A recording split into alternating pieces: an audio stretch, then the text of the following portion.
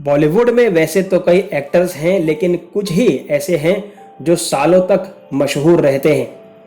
उनकी एक्टिंग की तारीफ होती है और उन्हें पसंद करने वाले लोग उन्हें हमेशा ही याद करते हैं। अक्सर लीड एक्ट्रेसेस और एक्टर्स के साथ ऐसा होता है, लेकिन कुछ साइड रोल्स निभाने वाले किरदार भी इतने दमदार होते हैं कि वो अपनी छाप छोड़ने में कामयाब हो जाते हैं। उन्हें टाइप कास्ट कहें या फिर उन्हें कैरेक्टर की खूबसूरती कहें, लेकिन यकीन मानिए कि ऐसे किरदार बहुत खास होते हैं। फिल्म इंडस्ट्री में अंग्रेज़ों के ज़माने से ही ऐसे किरदार चले आ रहे हैं और उन्हीं एक्टर्स में से एक थी ललिता पवार। वो शख्सियत जिसके स्क्रीन पर आते ही लोग डरने लगते थे। वो खड़ूस सास के किरदार में उतनी ही जमती थी जितनी वो ममता भरी माँ के रूप में दिखती थी। ललिता पवार जब स्क्रीन पर हीरो हीरोइन को डांटती थी तब ऐसा लगता था मानो जैसे घर का ही सीन चल रहा हो। ललिता पवार ने अपने सभी रोल इसी तरह से निभाए हैं और ऐसे ही वो रामायण की मंथरा भी बनी थी और आनंद फिल्म की मदर मैट्रन भी। ललिता पवार के कैरेक्टर मंथरा को तो लोगों ने कुछ इस तरह से लिया था कि असल जिंदगी में भी उन्हें इस किरदार के लिए लोग ताने मारने लगे थे। ललिता पवार की ऐसी एक्टिंग देखकर आखिर कौन उनका दीवाना ना होता। पर पर्दे पर ऐसे रोल निभाने वाली ललिता पवार असल जिंदगी में गम के साये में डूबी थी और उनके सामने जिंदगी ने बहुत सारी परेशानियां रखी, लेकिन उन्होंने कभी हार नहीं मानी। ललिता पवार का जन्म 18 अप्रैल 1916 में एक संपन्न परिवार में हुआ था। उनका परिवार सिल्क का कारोबार करता था और उनका नाम अंबा लक्ष्मण राव था। इसे बाद में फिल्म इंडस्ट्री में आने से पहले ललिता कर दिया गया था। वो फिल्म इंडस्ट्री में और एक्टिंग से इतनी ज्यादा इम्प्रेस्ड हुआ करती थी कि एक बार उन्होंने एक फिल्म स्टूडियो में जाकर एक डायरेक्टर से अपनी तस्वीर खींचने को कहा और फिल्म डायरेक्टर ने उनकी स्क्रीन प्रेजेंस इतनी अच्छी देखी कि उन्हें रोल दे दिया। फिल्म का नाम था राजा हरिश्चंद्र और ललिता उस फिल्म में बतौर चाइल्ड एक्ट्रेस सिर्फ 9 साल की उम्र से काम कर रही थी। ललिता पवार को धीरे धीरे लोकप्रियता हासिल होने लगी। वो अपने करियर की सीढ़ियां चढ़ने लगी और 1942 तक वो इसी तरह काम करती रही। लेकिन फिल्म जंगे आजादी के एक सीन में ललिता पवार को एक थप्पड़ खाना था। दरअसल सीन में भगवान दादा, जो उस समय एक नए एक्टर थे, उनको ललिता पवार को मारना था और भगवान दादा ने ये थप्पड़ इतनी तेज मारा कि उनके कान से खून निकलने लगा और उनकी आंख के पास की एक नस फट गई।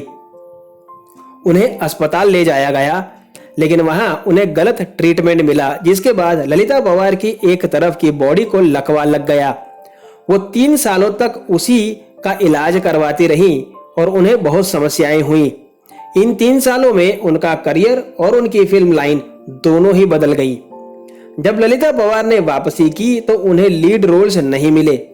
उनकी एक आंख हमेशा स्क्रीन पर छोटी दिखती थी और उनकी वो खूबसूरती जिसके कारण उन्हें एक्ट्रेस के रोल्स मिलते थे वो भी चली गई थी। ललिता पवार को सास, माँ, बहन जैसे रोल्स मिले, लेकिन उन्होंने हार नहीं मानी और ये रोल्स भी बहुत अच्छे से किए।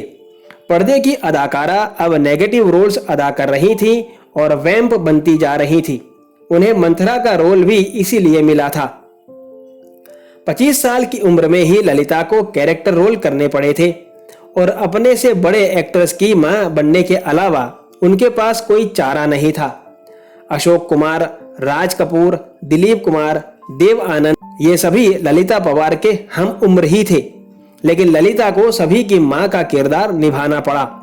ललिता पवार ने अपने इसी एक्सीडेंट को भी अपनी खुशी मान लिया और कहा था कि शायद वो एक्ट्रेस बनकर इतनी आगे नहीं बढ़ पाती जितनी वो कैरेक्टर रोल्स में बढ़ गई थी।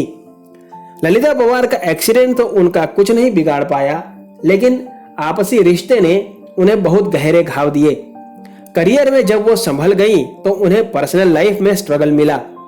1930 के दशक में ललिता पवार ने फिल्म मेकर गणपत राव पवार से शादी की थी।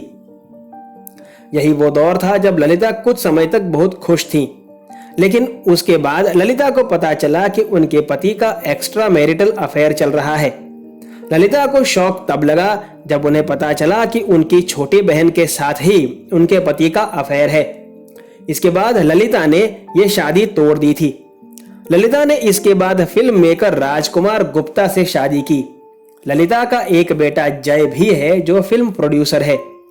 दूसरी शादी के बाद कुछ समय सब कुछ ठीक चला और ललिता पवार ने कई रोल्स निभाए, लेकिन इसके बाद उन्हें मुंह का कैंसर हो गया और वो पुणे शिफ्ट हो गई। ललिता ने अपने अंतिम दौर में ये मानना शुरू कर दिया था कि उनकी साथ ये सब इसीलिए हो रहा है क्योंकि उन्होंने रामायण में मंथरा का नेगेटिव किरदार निभाया था। 24 फरवरी 1998 को ललिता की मौत हो गई। ललिता की जिंदगी की सबसे बड़ी कठिनाई यही रही कि उनकी मौत भी अकेले ही हुई। जब उन्होंने आखिरी सांस ली तब घर पर कोई नहीं था।